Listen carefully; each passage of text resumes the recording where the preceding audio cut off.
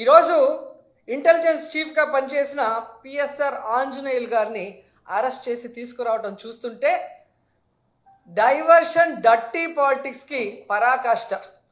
అంటే ఈ కూటమి ప్రభుత్వం ఎంత దిగజారిపోయిందో ఇక్కడ స్పష్టంగా అర్థమవుతుంది.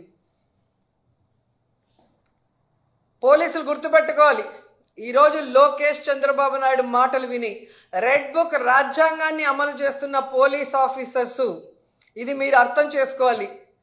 తప్పు చేయని ఆంజనేయులు గారిని ఈ విధంగా అరెస్ట్ చేసి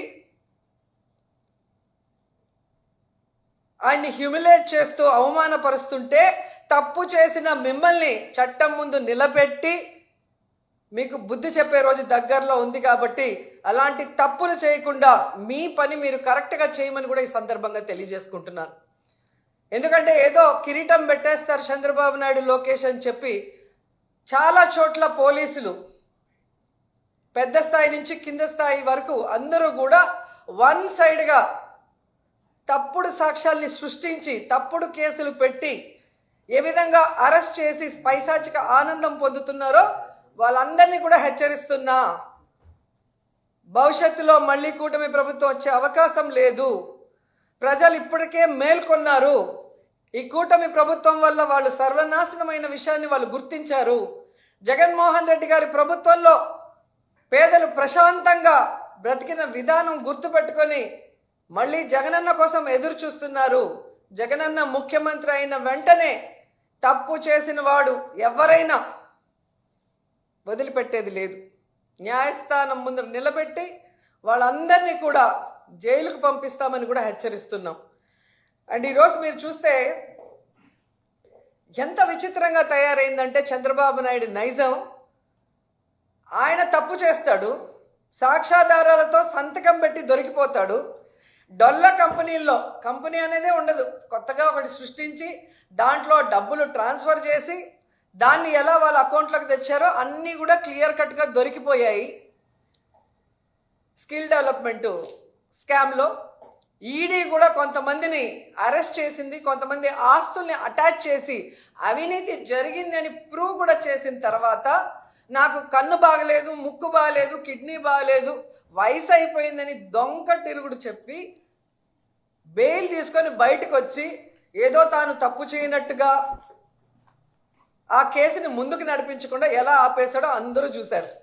నీకు దమ్ము ధైర్యం ఉంటే ముఖ్యమంత్రి సిబిఎన్ గారు మీకే చెప్తున్నా, స్కిల్ డెవలప్మెంట్ స్కామ్లో మీ మీద పెట్టిన కేసులో మీరు ఎలా సంతకాలు పెట్టి డబ్బును దోచుకున్నారు ఈ ప్రభుత్వంలో అనేది ఈడీ కూడా ఓకే చేసింది. దాన్ని ఎందుకు సిఐడి విచారణ ముందుకు నడవనీయకుండా ఆపేశారు? దమ్ముంటే స్కిల్ డెవలప్మెంట్ మీద మీరు విచారణ చేయించుకోండి. మీ వల్ల కాకపోతే సిబిఐకి అప్పచెప్పండి. అలాగే మీరు చూస్తే ఫైబర్ నెట్ కేసులో ఎందుకు మీరు విచారణను ఆపేశారని అడుగుతున్నా. ఈరోజు ఏదో ఆంజనేయులు గారి మీద ఒక కేసో లేదా మిథున్ రెడ్డి గారి మీద ఒక దొంగ సాక్ష్యాలతో ఒక కేసో పెట్టి భయభ్రాంతులకి గురి చేయాలంటే ఎవరు భయపడే ప్రసక్తి లేదు. ఎందుకంటే మేము తప్పు చేయలేదు కాబట్టి ఎవరికి భయపడాల్సిన అవసరం లేదు. మీరు దొంగ సాక్ష్యాలతో ఎన్ని కేసులు పెట్టినా మేము న్యాయపరంగా పోరాడి బయటికి వస్తాం. కానీ మీ మీద కేసులు విచారణ జరిగితే మీరు పర్మనెంట్గా జైలుకి వెళ్తారన్న సంగతి మీకు తెలుసు. ఇందులో కక్ష సాధింపు అని మాట్లాడుతున్నారంటే నాకు అర్థం కావట్లే. జత్వానీ గారి కేసులో మీకు తెలుసు, ఆవిడని ఇంతకుముందు ఏదో ఇబ్బంది పెట్టారని చెప్పేసి ఒక లేడీ బయటకు వచ్చి ఎక్కడో పక్క రాష్ట్రం నుంచి మన పోలీస్ డిపార్ట్మెంట్ మీద నమ్మకంతో, ఈరోజు ఎన్డీఏ గవర్నమెంట్ మీద నమ్మకంతో ఆ రోజు వచ్చి మనకు ఒక కంప్లైంట్ ఇచ్చిన తర్వాత దాని మీద విచారణ జరిగిన తర్వాత ఆ విచారణ నేపథ్యంలో కొంతమంది ఐపీఎస్ ఆఫీసర్స్ అందులో ఇన్వాల్వ్ అయ్యారని సంగతి తెలిసి వాళ్ళందరినీ కూడా కేసులు పెట్టి సస్పెండ్ చేయడం జరిగింది.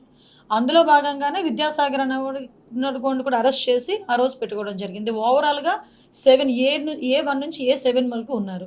చాలామంది వాళ్ళు తప్పు చేయలేదని ఫీలింగ్ ఉంటే ఎందుకు యాంటిసిపేటరీ బెయిల్ తెచ్చుకుంటారు? అందులో చాలామంది యాంటిసిపేటరీ బెయిల్ కూడా తెచ్చుకొని ఉన్నారు. ఈరోజు ఎవరైతే మాజీ ఇంటెలిజెన్స్ చీఫ్ ఎవరైతే ఉన్నారో ఆంజనేయులు గారు, ఆయన కూడా సీతారామ ఆంజనేయులు, ఏఎస్ఆర్ ఆంజనేయులు, వైఎస్ఆర్ ఆంజనేయులు, ఇదొక ఆంజనేయులు, ఆయన కూడా ఈరోజు ఆ విషయంలోనే ఈరోజు అతన్ని కూడా అరెస్ట్ చేయడం జరిగింది. సో మేమంతా పారదర్శకంగా వెళ్తున్నాం.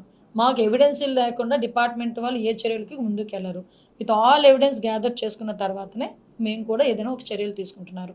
విషయం ఏంటంటే విచారణకి మాత్రం అందరూ కూడా సహకరించాల్సిందిగా కోరుకుంటున్నాను. గత 5 సంవత్సరాల్లో జరిగిన ఏదైతే ఆనాటి ప్రభుత్వ హయాంలో జరిగిన విషయాలపై యాక్షన్ త్వరగా జరగట్లేదు అనేది ఒక వర్గం వాదన. మరికొంతమంది రాజకీయంగా కక్ష సాధిస్తున్నారంటారు. ఎట్లా డిపార్ట్మెంట్ సార్ ఒకటండి, ఇప్పుడు ఏదైనా ఇప్పుడు ఫర్ ఎగ్జాంపుల్ నేను దెబ్బతిన్నాను అనుకోండి, నేను దెబ్బతినేటప్పుడు అవతల వాడికి అదే రకమైన దెబ్బ ఇమీడియట్గా తగలాలని కోరుకోవడం అన్నది మానవ నైజం. సో ఆ నైజంలో భాగంగానే ప్రతి ఒక్కరు ఇంకొంచెం లేట్ అవుతుందేమో అనుకుంటారు. కానీ ఆ పొజిషన్లో ఉన్న వాళ్ళు ఏం చేయాలంటే ఇంతకు ముందులాగా అడపా గబగబ తీసుకెళ్ళి ఒక నోటీస్ ఇచ్చేసి లాక్ వచ్చేసి మొహాలకి గుడ్లు కట్టేసి కూర్చొని పెట్టి తీరా కోర్టుకి వెళ్ళేసరికి కోర్టు ముట్టుకెళ్ళి పెడితే ఒక నోటీస్ ఇచ్చి ఇంట్లో పంపించేసిన పొజిషన్స్ ఎన్ని లేవండి.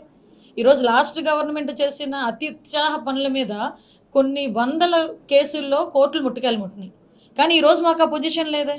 ఈరోజు మేము ఏదైనా సిస్టమేటిక్గా చేస్తున్నాం. ఎస్, ఒక ఆరోపణ వచ్చింది, ఆ ఆరోపణలు ఎంత నిజాలు ఉన్నాయి వెరిఫై చేసుకుని అందులో ఎంతమంది ఇన్వాల్వ్ ఉన్నారో చూసుకుంటున్నాము, వాటి తగ్గ సాక్ష్యాధారాలు తీసుకుంటున్నాము. ఈ ప్రొసీజర్లో కొంత మీకు లేట్ అని మీరు అనుకుంటున్నారు, ప్రాపర్ వేలో వెళ్తున్నామని మేము అనుకుంటున్నాం.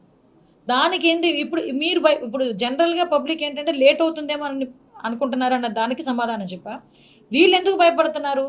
ఈరోజు సిట్ విచారణ జరుగుతుంది మద్యం విషయంలో, ఈ మొత్తం అన్ని ఇష్యూస్లోని కూడా విచారణ జరుగుతున్నాయి. ఎక్కడో అక్కడ భయపడుతున్నారు కాబట్టే కదా రాజకీయంగా మమ్మల్ని హింసించేస్తారని మాట్లాడుతున్నారు.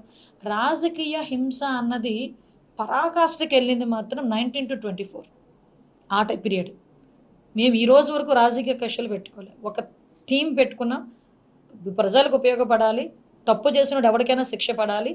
ఇదే థింకింగ్తో వెళ్తున్నాం, ఇదే థీమ్తో మేము వెళ్తున్నాం. అంటే కూటమి ప్రభుత్వం ఇచ్చిన హామీలు మాత్రం ఎక్కడ నెరవేర్చడం లేదు, వాటిని కప్పిపుచ్చుకోవడానికి ఇటువంటి దాడులకి పాల్పడుతున్నారు. ఎక్కడైనా ఏదైనా చిన్న అవకాశం ఉంటే రోడ్డు ఎక్కేసి దాన్ని బదనాం చేసేయాలి, లేకపోతే గవర్నమెంట్ మీద బురద జల్లాలి అనుకుంటున్న జగన్మోహన్ రెడ్డి నైజానికి నిజంగా మీరు అన్నట్టే కనుక మేము కూటమి ప్రభుత్వం మేము పని చేయకుండా ఉండుంటే ఈ టైంకి రోడ్డు ఎక్కి మాట్లాడాలి. ఈ టైంకి జగన్మోహన్ రెడ్డి అనే వ్యక్తి ఏ విషయాల్లో రోడ్డు ఎక్కుతున్నాడో మీరు చూశారు కదా. ఎక్కడైనా చనిపోతే రోడ్డు ఎక్కుతాడు, ఎవరైనా ఏదైనా ఎక్కడైనా సభ ఉంటే రోడ్డు ఎక్కుతారు. మరి ఈ రోజు వరకు మీరు అలా అనుకుంటే ఎందుకు పబ్లిక్లోకి వచ్చి మాట్లాడలేకపోతున్నారు? ఈరోజు మేము చిత్తశుద్ధితో ఉన్నాం. గవర్నమెంట్కి సంబంధించి ఏ ఇంప్లిమెంటేషన్స్ చేయాలో అవన్నీ కూడా ఈరోజు మెగా డిఎస్సికి ఎన్ని అవరోధాలు ఉన్నాయండి. మెగా డిఎస్సి ఇవ్వడానికి ఆఖరికి ఈ బైఫర్గేషన్ జీవో వచ్చిన తర్వాత ఇవ్వాలి అని చెప్పి బైఫర్గేషన్ జీవో వచ్చిన 2 రోజులకి తండ్రికి ఏదో గిఫ్ట్ ఇవ్వాలనే ఉద్దేశంతో ఆ రోజు మొన్న ఏప్రిల్ 20వ తారీఖున గౌరవ విద్యాశాఖ మంత్రి గారు నారా లోకేష్ గారు డిఎస్సి నోటిఫికేషన్ ఇచ్చారు. నిజంగా వీళ్ళు ఎన్నట్టే మాట్లాడుకుంటే లాస్ట్ 5 సంవత్సరాలు ఒక్క డిఎస్సి నోటిఫికేషన్ ఇచ్చారు. 5 సంవత్సరాలు డిఎస్సి నోటిఫికేషన్ ఇవ్వకుండా ఇంట్లో కూర్చున్న వాళ్ళు ఈరోజు మేము చెప్పిన హామీలను అమలు చేస్తున్న క్రమంలో డిఎస్సి నోటిఫికేషన్ ఇస్తూ ఉంటే తిరిగి అమలు చేయట్లేదని మాట్లాడడంలో అర్థమే ఉంటుంది. ఈ రోజు వరకు నేను చాలా గర్వంగా చెప్పగలను, నాకులాగే మా అందరి నియోజకవర్గాల్లో ఒక బ్రిడ్జ్, నా కాన్స్టిట్యున్సీలో ఒక బ్రిడ్జ్ ఆగిపోయింది. ఆ పందూరు పేర్లతో సైతం చెప్తా, నేను ఇప్పుడు ఎంతవరకు అయితే మేము కట్టాము అంతవరకు ఆగిపోయింది. ఈ 5 సంవత్సరాలు అలాగే ఉంది. మళ్ళీ మేము వచ్చాము, ఇటువంటి ఆర్థిక పరిస్థితుల్లో కూడా అటువంటి వాటికి కూడా ఇమీడియట్గా డబ్బులు ఇవ్వాలని చెప్పి మళ్ళీ ఇంకో 4.5 కోట్లు ఇచ్చే బ్రిడ్జ్ కంప్లీట్ చేయండి అని చెప్తున్నారు. అదేవిధంగా రోడ్ల మీద కనీసం ఒక తారు వేయడానికి కూడా వాళ్ళ దగ్గర డబ్బులు లేవా? అది చిత్తశుద్ధి లేదు, డబ్బులు లేక కాదు, ఆ టైంలో చిత్తశుద్ధి లేక. సో ఇటువంటి వాళ్ళు చేయడం మానేసి ఈరోజు మేము చేస్తామంటే బురద జల్లే కార్యక్రమం చేస్తున్నారండి. అంతకుమించి ఏం లేదు. వాళ్ళ హ్యాండ్లో ఏదో సాక్షి పేపర్, సాక్షి ఛానల్ ఉంది కాబట్టి నోటుకు వచ్చినట్టు రాస్తే జనాలు నమ్ముతారేమో అనుకుంటున్నారు. కానీ వాస్తవాలు ఈరోజు ప్రజలు చూస్తున్నారు, చాలా బాగా గమనిస్తున్నారు. మేము బయటకు వెళ్తే మమ్మల్ని కూడా అడుగుతున్నారు, ఏం జరుగుతుంది, పలానా కేసులు ఏం జరుగుతుంది, ఇలా అయిందంట కదా, అలా అయిందంట కదా, మమ్మల్ని అడిగే పొజిషన్స్ ఈరోజు కనిపిస్తున్నాయి. కాబట్టి గవర్నమెంట్ చిత్తశుద్ధితో ఉంది, న్యాయపరంగా పనిచేస్తుంది, అన్ని విషయాలన్నీ కూడా పారదర్శకంగా పనిచేస్తూ ఉంది. మళ్ళీ చెప్తున్నా, తప్పు చేసినాడు ఎవడైనా కూడా శిక్ష పడాల్సిందే, శిక్ష పడి తీరుతుంది.